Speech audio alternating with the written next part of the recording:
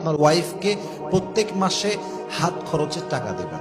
বইয়ের জন্য খরচ করলে আল্লাহ আপনার রিজিকে আরো বেশি স্বচ্ছতা দান করে। বইয়ের জন্য খরচ করলে আল্লাহ আপনার জীবনটাকে একদম বরকত দ্বারা ভরপুর করে দিবে। সুবহানাল্লাহ পড়ুন সবাই। আপনার ঘরে আসার পূর্বে সে তার বাবার রাজকন্যা ছিল, আর তার বাবা তাকে এত কিছু দিয়েছে যা তাকে বলতে হয় নাই, তার বাবা নিজের থেকেই দিয়ে দিয়েছে। ঠিক কিনা বলেন?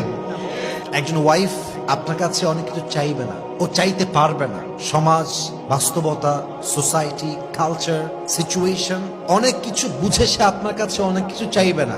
আপনি আপনার সাধ্য অনুযায়ী আপনার ওয়াইফকে প্রত্যেক মাসে হাত খরচের টাকা দিবেন। কম হোক, বেশি হোক, মিডিয়াম হোক, as much as you can provide. যা আছে তা দিবেন। 1000 দিবেন, 2000 দিবেন, বড় লোক আপনি 10,000 দিবেন। হাত খরচের টাকা দিবেন, তার দরকার আছে এটা। অনেক সময় আপনার দেওয়া হাত খরচের টাকা ওয়াইফ জমায় রাখবে এবং সেই টাকা দিয়ে আপনার ওয়াইফ আপনার বিপদে সাহায্য করবে। এটা নামই হচ্ছে ওয়াইফ। ঠিক কিনা বলেন? একটা কথা আপনারা রিয়েলাইজ করেছেন কিনা দেখেন, আমরা জাস্ট নামে বলি যে বউ হচ্ছে আমাদের জীবনের সবচেয়ে বেশি জ্বালা। আমরা নামে বলি যে বউ হচ্ছে আমার জীবনে সবচাইতে বিরক্তিকর জিনিস, কিন্তু বাস্তবতা হচ্ছে এটা জাস্ট মুখের কথা। বিপদে পড়লে, কষ্টে পড়লে, অসুস্থ হলে, রোগী হয়ে গেলে, বিছান ধরা হয়ে গেলে একমাত্র বউ ছাড়া আশেপাশের কাউকে হারিকেন দিয়ে খুঁজে পাওয়া যায় না। ঠিক কিনা বলেন? তা আপনি যদি আপনার ওয়াইফকে হাত খরচের টাকা দেন, এটা আপনার জন্যও লাভ, তার জন্যও লাভ। কখন কোথায় লাগবে, কেমনে লাগবে, এটা কে জানে। অতএব ব্যক্তিত্ব বোধ হচ্ছে দিবেন। আচ্ছা, আমি বলছি না লাখ টাকা দিবেন, আমি বলছি দেন, 1000 দেন, 2000 দেন, বাট তাকে একটা হাত খরচ দিবেন।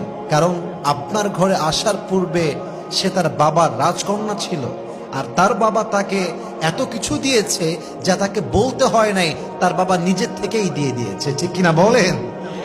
এটা খেয়াল রাখবেন। হাত খরচ টাকা দিবেন বউকে, চিপটামি করবেন না। অনেক স্বামী আছে, হ্যাঁ, 1 নাম্বার হারকিপটা, হেবাড়ার সব জায়গা টাকা বের হয়, আর বউ চাইলে বাহানা শুরু হয়ে গেল, আরে এই সমস্যা, ওই সমস্যা, मैं गरीब हूं, मैं बहुत गरीब हूं। হ্যাঁ, আমি গরিব, বাপ গরিব, দাদা গরিব, আমার মতো গরিব এই দুনিয়াতে কেউ নাই।